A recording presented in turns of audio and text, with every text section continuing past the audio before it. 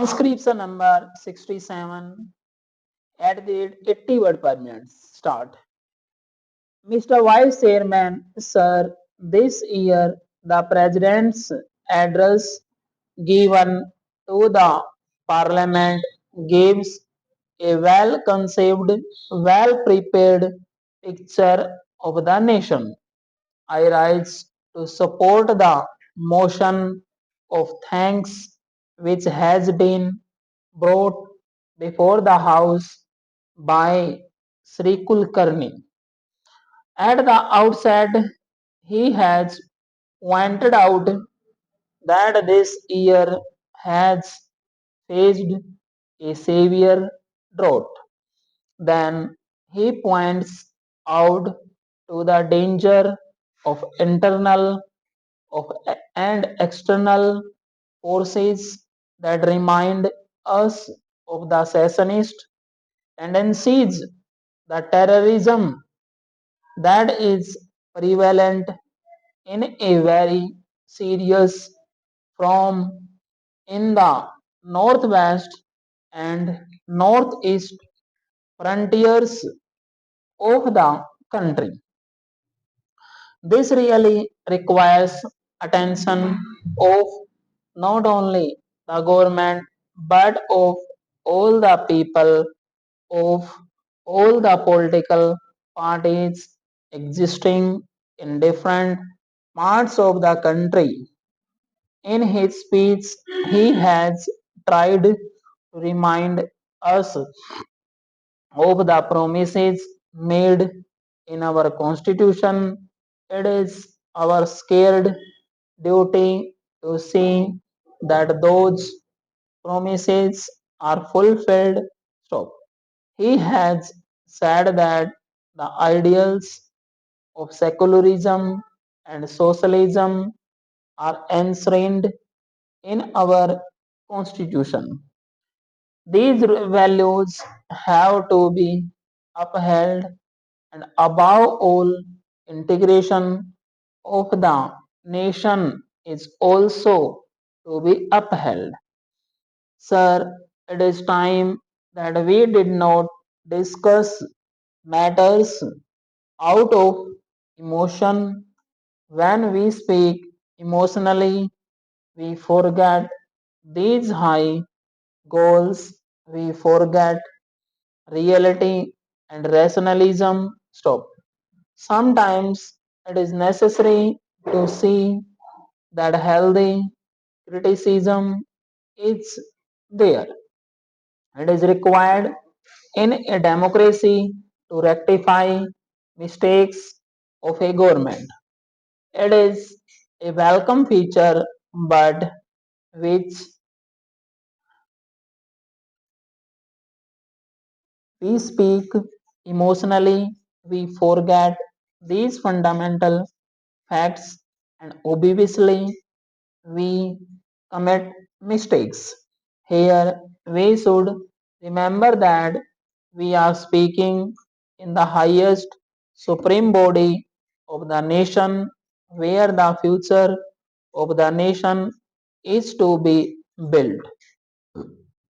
When we are discussing all these about the in this house, about the goals of the nation, about the development of the national life, the whole world is watching us. So this factor has always to be kept in mind. Now, coming to the second point about the external dangers, we know of the terrorists in the border states. Sometimes they are assisted by certain outside powers who are not happy with our development. So sometimes they are provided with the latest weaponry with ulterior motives. These things have been discussed in the house and they need not be repeated here. But we cannot be blind to ourselves. We have to look to these aspects.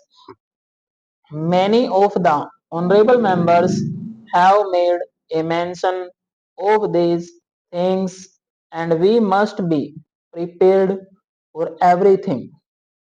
Sometimes they are supplied with sophisticated weapons. Superpowers are helping them. So we must be careful and watchful. So another thing is about the secessionist tendencies supported under the cover of religious fundamentalism. Stop. Abetted by foreign agencies. This must be curbed. That is the greatest danger in our country today. Sometimes juvenalism, regional and linguistic fervors create very dangerous tendencies, and if we do not think of all these things, this may come out as hydra-headed creatures in future and create many a splitting situation in the national picture for which we will be blamed in future. Whoever is in power, it is the responsibility of all citizens, all political parties to look into these factors which have been rightly pointed out in the President's address. This year, we have passed through the greatest drought of the century because India had achieved something in the Green Revolution. We could come out of it.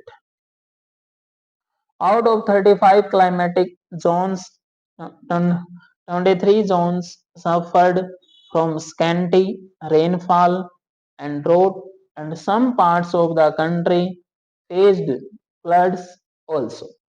There was loss of crops and damage to crops. Stop. Production was much less because we had a buffer stock of 23 million tons, which was sound planning, and the Green Revolution had achieved something. The country could face this difficult situation. At the same time, many honorable members have brought out in this bill in this house that the Kisans are unhappy.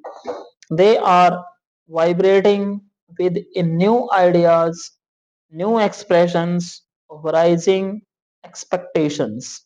What are their problem? Anybody who goes to the villages comes to know that the balance of trade or the balance of economic situation is not in their favor.